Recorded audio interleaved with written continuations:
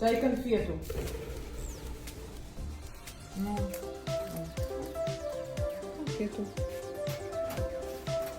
Ну и куда ты ее положишь?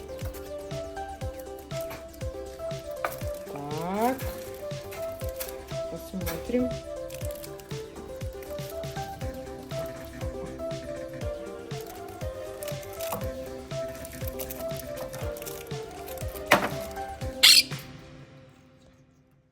Молодец.